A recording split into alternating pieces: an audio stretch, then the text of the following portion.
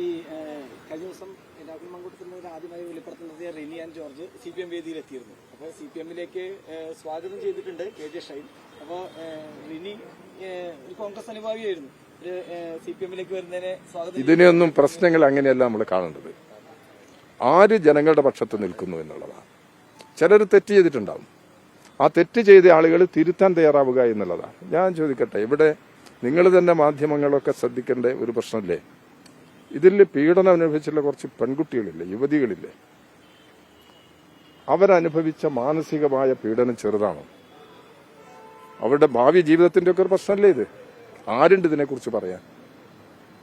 ഇതിങ്ങനെ ആരാണിത് ചെയ്തത്, അല്ലെങ്കിൽ ഇങ്ങനെ ആരാണ് കുറ്റവാളി എന്നൊക്കെ പറഞ്ഞിട്ടുള്ള ചർച്ച നടക്കുമ്പോൾ യഥാർത്ഥത്തിൽ ഇതിന് ഇരയാകപ്പെട്ട ഒരു വിഭാഗമുണ്ട് നാട്ടിൽ.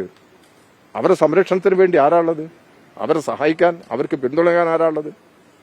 അതിനെയാണ് നമ്മൾ വേർതിരിക്കേണ്ടത്. എന്നിട്ട് തെറ്റും ശരിയും വേർതിരിച്ച് ശരിയുടെ പക്ഷത്ത് ആര് നിൽക്കുന്നു അവരെ എല്ലാം ശരിയുടെ പക്ഷത്ത് കൊണ്ടുവരണം. ഇപ്പൊ UDF ആയി എന്നുള്ളത് കൊണ്ട് അവർക്ക് തിരുത്താൻ സന്ദർഭം കിട്ടിയാൽ അവർ തിരുത്തണ്ടേ?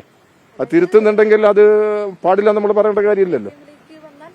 ഇല്ല, അങ്ങനെയല്ല അതിനെ കാണേണ്ടത്. അത് CPM ആണോ കോൺഗ്രസ് ആണോ എന്നുള്ളതല്ല പ്രശ്നം. ഇത് എല്ലാവരെയും കൂട്ടത്തിൽ തെറ്റ് ചെയ്യുന്നവരുണ്ടാവുമല്ലോ. തെറ്റിനെതിരെ ആര് നിലപാടെടുക്കുന്നുള്ളതാണ് പ്രശ്നം. ഇപ്പം രാഹുൽ മാങ്കൂട്ടം യൂത്ത് കോൺഗ്രസിന്റെ പ്രസിഡന്റായിരുന്നു. അയാൾ എന്തിനാ പുറത്താക്കിയത്? പ്രസിഡന്റ് സ്ഥാനത്ത് ഒഴിവാക്കിയല്ലോ.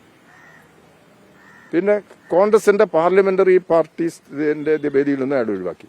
എന്തിനാണ് ചെയ്തത്? ഇദ്ദേഹം തെറ്റിയതിന് പിന്നെ ഇതിനാർക്ക് സംരക്ഷണം?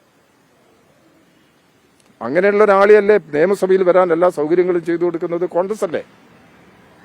അപ്പൊ ഇങ്ങനെ ഇരട്ട നിലപാട് ഒരു പ്രശ്നത്തിൽ എടുക്കാമോ? അവിടെയാണ് തെറ്റിനെയും ശരിയെയും നമ്മൾ വേർതിരിക്കേണ്ടത്. തെറ്റിനെതിരെ ജനങ്ങളെ അണിനിരത്തുക എന്നുള്ളതാണ് പ്രധാനം. ആ ഒരു നിലപാട് എടുത്തു കഴിഞ്ഞാൽ പ്രശ്നങ്ങളൊക്കെ വളരെ വേഗത്തിൽ ലളിതമായി തീരും.